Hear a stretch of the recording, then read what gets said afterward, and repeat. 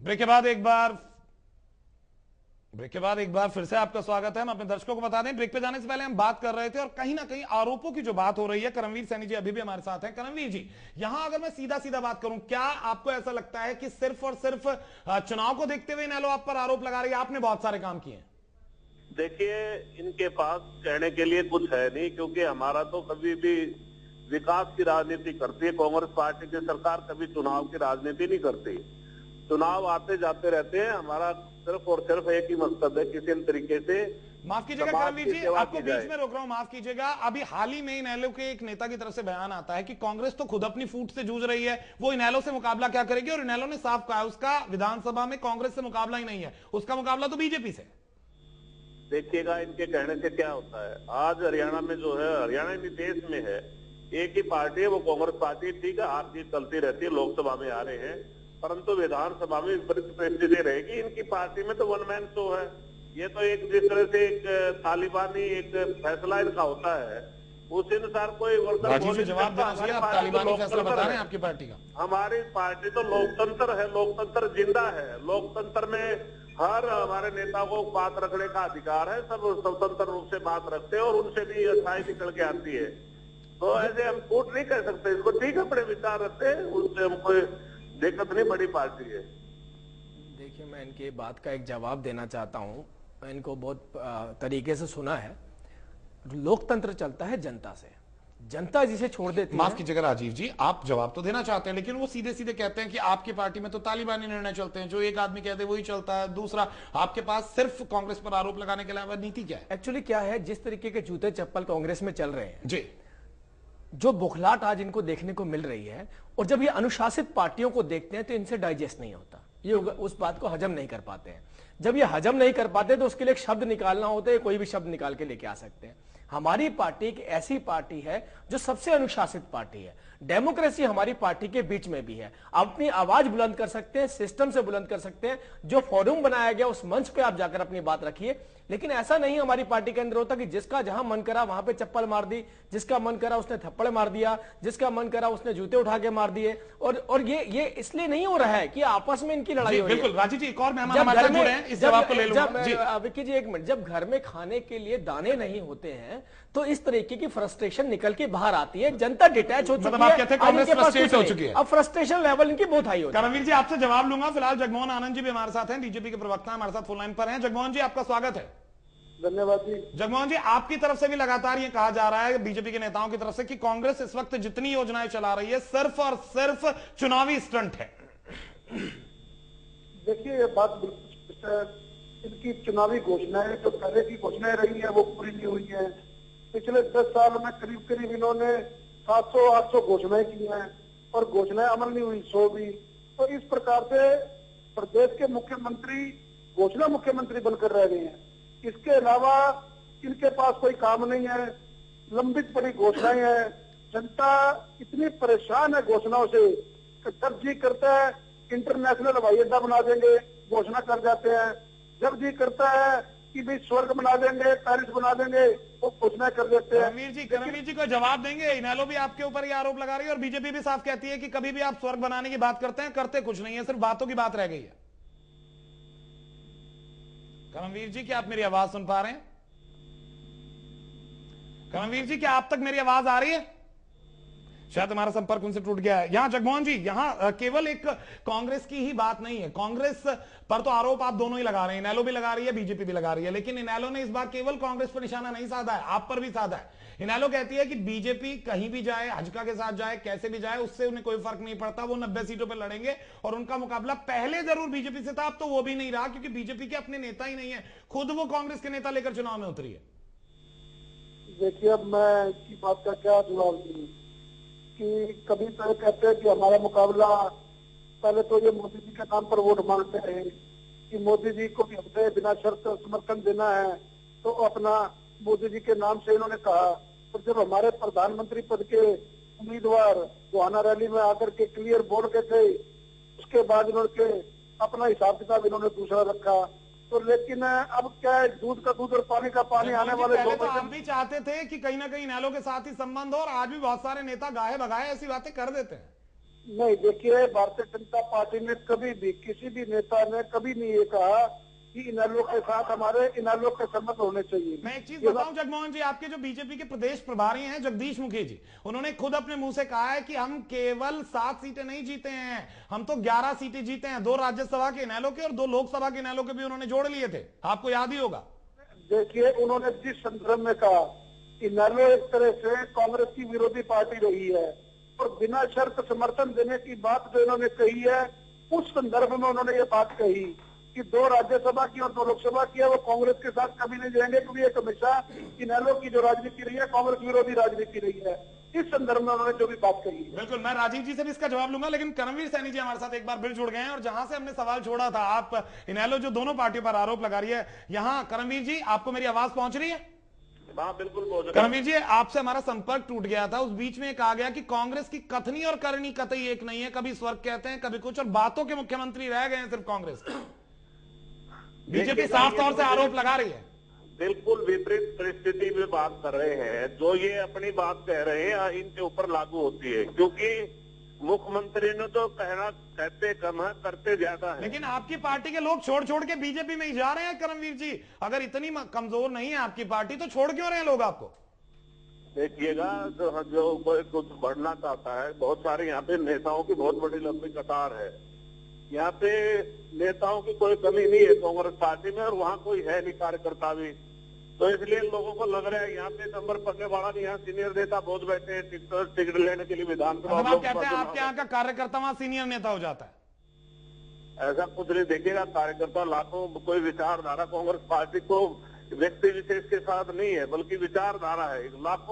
लाखों आदमी जो है कांग्रेस पार्टी के साथ जुड़े हुए हैं। और जो जहां तक ये काम करने की बात करते हैं, जो जब भी इनकी सरकार बनी है तब हरियाणा में त्राई मची है। किसी भी वर्ग का इन्होंने लोगों ने भला नहीं किया। कोई कारखाना बिजली का इन्होंने लगा नहीं, कोई नदी नहर इन्होंने निकाले नहीं, कोई यूनिवर्सिटी का निर्माण इन लोगों ने किया नहीं। आज मैं बता दूं आपको, 4 बिजली के कारखाने, नहरों का निर्माण है, फिर 23 यूनिवर्सिटी बनाने का है, 236 ग्रामीण इलाके में स्टेडियम बनाने का है जी। बहुत सारे ऐसे 14 अकादमी बनाई है। आज विश्व में हरियाणा का नाम है खेलों में। वो सिर्फ हरियाणा के मुख्यमंत्री चौधरी भूपेंद्र सिंह हुड्डा की देन है। राजीव जी, कहीं ना कहीं आरोप आप पे, क्योंकि बीजेपी के साथ मिलकर आपने सरकार बनाई थी। देखिए, कितनी हैरानी की बात है कि कांग्रेस में प्रवक्ताओं को इतना नहीं बताया जाता कि वो क्या काम कर रहे हैं, कैसे कर रहे हैं और कहां से लेके आ रहे हैं। मेरे मित्र को इतना नहीं मालूम कि हरियाणा बिजली नहीं उत्पादन कर रहा है। हरियाणा के सारे कारखाने ठप पड़े हुए हैं, आप बिजली बाहर गुजरात से ले रहे हैं। आपको ये पहले पता होना चाहिए कि आप बोल क्या रहे हैं। दूसरी बात, आपने बार बार आप बात करते हैं विकास की, मेरी बात सुनिए एक मिनट। आपको एक मौका दिया गया था कि आपको कोयला मिलेगा बिजली बनाने के लिए, आप वो मध्य प्रदेश में उस ऑक्शन में पार्टिसिपेट नहीं कर पाए, आपने वो मौका भी छोड़ दिया। आप गुजरात से बिजली लेकर बार बार ये क्यों कहते हैं कि हम बिजली बना रहे हैं? आपने सारे कारखाने बंद कर दिए। हरियाणा प्रदेश की जनता को ये बताना बहुत जरूरी है। आज हरियाणा प्रदेश की जनता के पास जो अपने रिसोर्सेज थे, वो रिसोर्सेज खत्म होते जा रहे हैं। रही बात, आपने एक शब्द ले रखा है विकास, वो कौन सा विकास है ये हमारे को समझने की जरूरत है। आपने जितनी भी घोषणाएं करी हैं, पीछे अभी एक रिपोर्ट आई थी, उसमें यह बताया गया था कि 19% घोषणाओं को आप अमली जामा पहना पाए हैं, और वो 19% जो घोषणाएं हैं उसमें भी कहीं ना कहीं आर्थिक रूप से आपका कोई योगदान नहीं है। जहां पे कोई आर्थिक रूप से योगदान नहीं था वो काम आप करते चले गए। आर्थिक रूप से जहां पे योगदान होने चाहिए था वहां पे कर्जे में डूबते चले गए। आपके ऊपर आज 80,000 करोड़ का कर्जा चढ़ा है, बिजली आप बाहर से खरीद रहे हैं, कौन से विकास की बात कर रहे हैं? राजीव जी, इसका जवाब मैं करमवीर जी से मिलूंगा जो आप आरोप लगा रहे हैं, लेकिन जगमोहन आनंद जी हमारे साथ है। जगमोहन जी, आवाज सुन पा रहे हैं मेरी? शायद जगमोहन जी से भी हमारा संपर्क टूट गया। लेकिन यहां अगर हम बात करें, तमाम इन चीजों को देखें, आप कांग्रेस पर ये तो कहते हैं, आप बीजेपी पर भी उसी तेजी से वार कर रहे हैं। लोकसभा से पहले की स्थिति अलग थी, अचानक से आपकी स्थिति बदल गई। आपको लगता है कि अब जनता को बताना है कि हम 90 सीटों पर लड़ रहे हैं, इसलिए बीजेपी बुरी हो गई? क्योंकि वोट तो लोकसभा में भी आपने मोदी के नाम पर मांगे। देखिए जैन साहब, मैं आपको एक बात बताऊंगा, ये आम आदमियों को शायद नहीं पता होगी, राजनीतिक दलों को भी नहीं पता, कि पीछे अभी एक सर्वे करवाया गया था हरियाणा में। उस सर्वे में साफ निकल कर आया कि हरियाणा की जनता, 97% जनता भारतीय जनता पार्टी के कैंडिडेट को ही नहीं जानती थी। वो जानती थी तो मोदी जी को जानती थी। अगर ये भारतीय जनता पार्टी की जो प्रदेश लीडरशिप है ये बात क्लेम करती है कि हम मजबूत हो गए, तो ये उनकी सबसे बड़ी गलती है।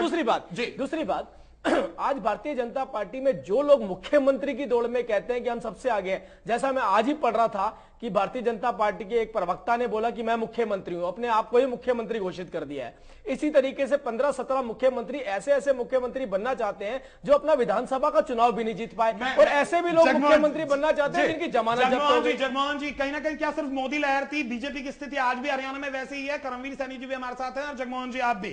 करमवीर जी से जवाब लूंगा जो उन्होंने आरोप लगाए हैं राजीव जी ने विकास के ऊपर, लेकिन आपसे पूछना चाहते हैं क्या सिर्फ बीजेपी सिर्फ और सिर्फ मोदी के नाम पर मजबूत हुई थी? आज की स्थिति वहीं सिफर की सिफर है हरियाणा में। देखिए विक्की जी, मोदी जी कौन है? मोदी जी कोई इटली से नहीं आए हुए, मोदी जी कोई बाहर के व्यक्ति नहीं है, भारतीय जनता पार्टी के सम्मानीय नेता और देश के प्रधानमंत्री हैं।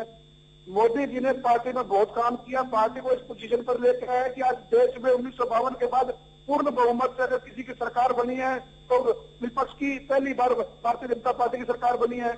मुझे इस आरोप से सख्त ऐतराज है। जगमोहन जी आपसे सिर्फ इतना, जगमोहन जी मैं आपसे सिर्फ इतना ही प्रश्न करना चाहता हूं, अगर आप इतने ही कॉन्फिडेंट थे तो आपने नारा मोदी जी की सरकार ना क्यों दिया? आपने भारतीय जनता पार्टी की सरकार क्यों नहीं बोला? और दूसरी बात ये आपको बताऊं, आपके जो राष्ट्रीय स्तर के नेता थे, अगर मोदी जी का नाम लेके ना लड़े होते शायद मुझे लगता है वो भी हार चुके होते। तो आज भारतीय जनता पार्टी और मोदी जी को अलग अलग लेके चलिए, एक साथ मत जोड़िए। मैं यहाँ बीच में करमवीर जी को भी इंक्लूड करना चाहूंगा। जगमोहन जी, करमवीर जी आपको भी लगता है कि सिर्फ और सिर्फ बीजेपी की जो लहर थी वो सिर्फ और सिर्फ मोदी के नाम पर थी और लोकसभा में थी, अब नहीं होगी? जगमोहन जी क्या आप मेरी आवाज सुन पा रहे हैं? देखिए मैं कहता हूँ इनको इसी गलतफहमी में रहने दीजिए।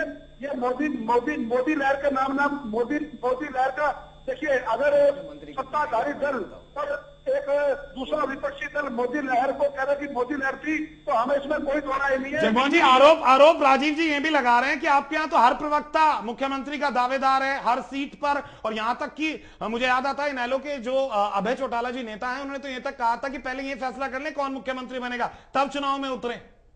देखिए भारतीय जनता पार्टी के किसी भी प्रवक्ता ने अपने आप को ये नहीं कहा कि मैं मुख्यमंत्री हूँ। आज एक राष्ट्रीय अखबार की हरियाणा पेज की खबर है जिसमें यह बताया गया कि खुद को ही मुख्यमंत्री उन्होंने डिक्लेयर कर दिया। एक आपके दूसरे विधायक ऐसे हैं जिनकी जमानत जब्त हो गई, जो आज तक विधानसभा का चुनाव नहीं जीत पाए, आपके प्रदेश के अध्यक्ष बने, वो अपने आप को मुख्यमंत्री बताते हैं। 17 मुख्यमंत्री आपके यहां से डिक्लेयर हो चुके हैं। हर व्यक्ति जो अपना चुनाव नहीं जीत पाया और जो मुश्किल से चुनाव जीत पाया था विधानसभा में, वो आज सारे के सारे मुख्यमंत्री की दौड़ में है। दूसरे दलों से कोई पार्षद छोड़ के भी आता है वो भी शर्त रखता है कि मैं मुख्यमंत्री बनूंगा। इस तरीके के दल में आप क्या सोचते हैं? आप भारतीय जनता पार्टी प्रदेश लीडरशिप कहां पे जाने वाली है आपकी? सेठली जी दूसरे की बात भी शांति से सुनिए, दूसरे की बात भी जरा शांति से सुनिए। कम से कम आपको इस तरह के उदाहरण देने की जरूरत नहीं है जहां आपके नेता आरोपों के अंदर जेल में हो और जेल से जमानत से बाहर आए हो। कम से कम जनता सब चीज देख रही है किन आरोपों में वो जेल में रहे, कितने गंभीर आरोप है, और आने वाले दिनों में कितने और अपने जो आपके ऊपर आरोप लगे हुए हैं वो कोर्ट में सिद्ध होने वाले हैं। इसलिए आप नैतिकता की किसी को दुहाई मत दें। आपके साथ प्रदेश की जनता जो करने वाली है वो भी 2 महीने में सामने आ जाएगा। मैं आपकी पार्टी की बात है, हमारे देश के मुख्यमंत्री ने कुछ बोला है, मैं आपको बता देता हूं ताकि आप दोबारा से ये बातें ना कर पाए हमारे नेता के बारे में। मोदी जी ने पार्लियामेंट में खड़े होकर एक बात रखी है कि हम सुनिश्चित करेंगे कि राजनीतिक गुणा भाग की वजह से कोई नेता कन्विक्ट ना हो जाए। ध्यान रखिए इस बात को। अगर हमारे देश के प्रधानमंत्री और जो आपके नेता है नरेंद्र मोदी जी, अगर वो ये बात करते हैं तो आपको समझना है कि वो बात किस कंसर्न में की जा रही है। राजीव जी जगमोहन जी से इस बात का जवाब लूंगा, लेकिन फिलहाल एक छोटा सा ब्रेक ले लेते हैं। जगमोहन जी आप हमारे साथ लाइन पे बने रहिए, हम आपसे ब्रेक के बाद जानेंगे कि इस पर आप क्या कहते हैं। वो खुद कहते हैं और कहीं ना कहीं संबंध भी आपका और इनेलो का नजर आ रहा है कि क्यों आखिर इतना सॉफ्ट कॉर्नर बीजेपी के मन में हमेशा इनेलो के लिए रहता है। छोटे से ब्रेक के बाद